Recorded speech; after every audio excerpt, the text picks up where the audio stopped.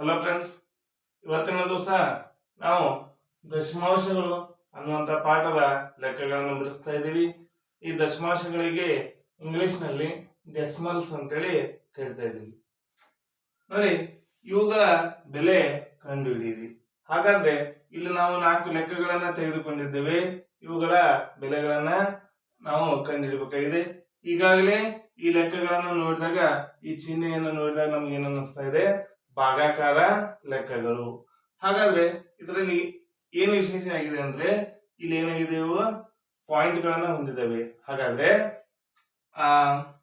ಬಿಂದುವನ್ನು ಹೊಂದಿರುವಂತಹ ಸಂಖ್ಯೆಗಳಿಗೆ ನಾವು ಏನಂತ ಕರಿತಾ ಇದ್ದೀವಿ? ದಶಮಾಂಶಗಳು ಅಂತ ಕರಿತಾ ಇದ್ದೀವಿ. ಹಾಗಾದ್ರೆ ದಶಮಾಂಶಗಳ ಭಾಗಾಕಾರ. ಇಲ್ಲಿ ನಾವು ಏನ್ ಮಾಡ್ಬೇಕಾಗಿದೆ? ದಶಮಾಂಶಗಳ ಭಾಗಾಕಾರವನ್ನ ಮಾಡಬೇಕಾಗಿದೆ. ಹಾಗಾದ್ರೆ ಯಾವ ರೀತಿಯಾಗಿ ಮಾಡೋದು ಅನ್ನೋದನ್ನ ಇವತ್ತಿನ ದಿವಸ ನಾವು ತಿಳಿದುಕೊಳ್ಳೋಣ. ಈ ಲೆಕ್ಕವನ್ನು ನೋಡಿ, 0.4 ಭಾಗಾಕಾರ 2. ಹಾಗಾದ್ರೆ ಮೊದಲು ನಾವು ಲೆಕ್ಕವನ್ನು ಮಾಡುವಾಗ ಪಾಯಿಂಟ್ ಇಲ್ಲ ಅಂತೇಳಿ ತಿಳ್ಕೊಂಡು ಲೆಕ್ಕವನ್ನ ಮಾಡಬೇಕಾಗಿದೆ. ಹಾಗಾದ್ರೆ ಪಾಯಿಂಟ್ ಇಲ್ಲ ಅಂತ ತಿಳ್ಕೊಂಡ್ರೆ ಏನಾಗ್ತಾ ಇದೆ ನೋಡಿ, 4 ಭಾಗಾಕಾರ 2. 4 ಭಾಗಾಕಾರ 2. ಇದನ್ನ ಈ ರೀತಿ ಬರ್ದಾಗ 2 4ನ ಒಳಗೆ ಇಟ್ಕೋತೀವಿ. ಹೌದಾ? 2ನ್ನ ಇಲ್ಲಿ 4 ಇದೆಯಲ್ಲ, 4ನ್ನ 2ರಲ್ಲೇ ಭಾಗಿಸ್ಬೇಕಾಗಿದೆ. ಹಾಗಾದ್ರೆ 2 ಎಷ್ಟಲೇ 2, 2 ಎಷ್ಟಲೇ 4, 2 2ಲೇ 4. ಹಾಗಾದ್ರೆ ಉತ್ತರ ಎಷ್ಟು ಬಂತು ನಮ್ಗೆ? 2. ಹೌದಾ? ಹಾಗಾದ್ರೆ ಇಲ್ಲಿ ನಮಗೆ ದಶಮಾಂಶಗಳ ಭಾಗಾಕಾರ ಮಾಡತ್ತೀವಿ. ಈಗ ಬಂದಂತ ಸಂಖ್ಯೆಯನ್ನ ಹಾಗೆ ಇಟ್ಟು ಇಲ್ಲಿ 8 ಸ್ಥಾನ ಬಿಟ್ಟು ಪಾಯಿಂಟ್ ಇದಾವೆ.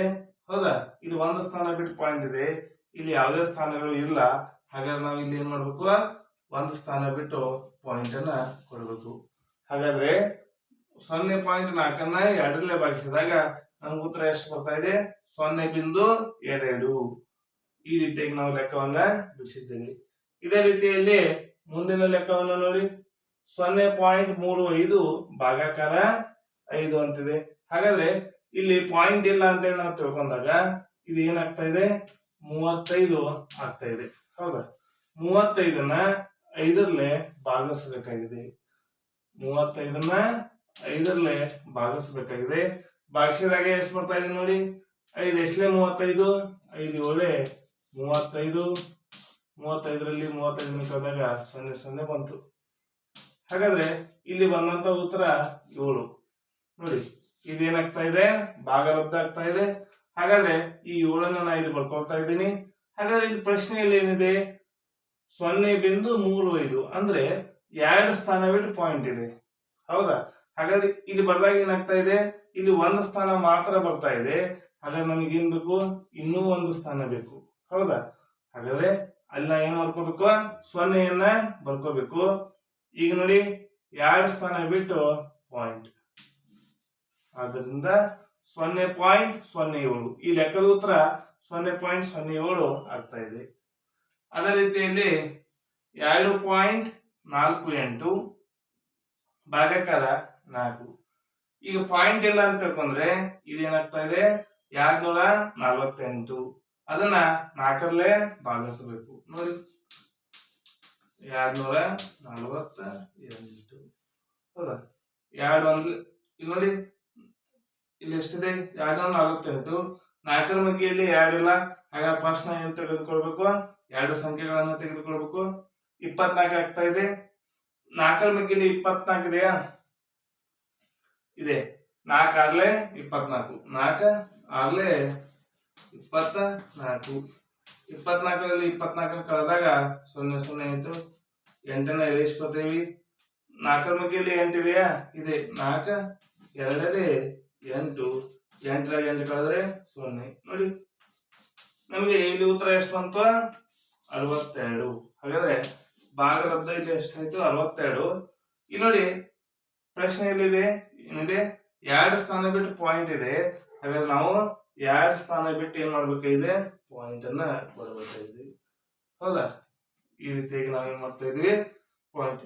ಇಲ್ಲಿ 1 ಸ್ಥಾನ ಬಿಟ್ಟು ಪಾಯಿಂಟ್ ಇದೆ. ಅದಕ್ಕೆ 1 ಸ್ಥಾನ ಬಿಟ್ಟು ಪಾಯಿಂಟ್ ಕೊಡ್ತಾ ಇದೀವಿ. ಇಲ್ಲಿ 2 ಸ್ಥಾನ ಬಿಟ್ಟು ಪಾಯಿಂಟ್ ಇದೆ. ಅದಕ್ಕಾಗಿ ಉತ್ತರದಲ್ಲಿ 2 ಸ್ಥಾನ ಬಿಟ್ಟು ಪಾಯಿಂಟ್ ಅನ್ನ ಕೊಡಬೇಕಾಗಿದೆ. ಇನ್ನು ಇದೇ ರೀತಿಯಲ್ಲಿ 65.4 ಭಾಗಾಕಾರ 6. ಹಾಗಾದ್ರೆ ಪಾಯಿಂಟ್ ಇಲ್ಲ ಅಂತ ತಿಳ್ಕೊಂಡ್ರೆ 654 ಆಗ್ತಾ ಇದೆ. 654 ಭಾಗಾಕಾರ 6. ಹೌದಾ? ಈ ಸಂಖ್ಯೆಯನ್ನ 6ರಿಂದ ಭಾಗಿಸೋಣ.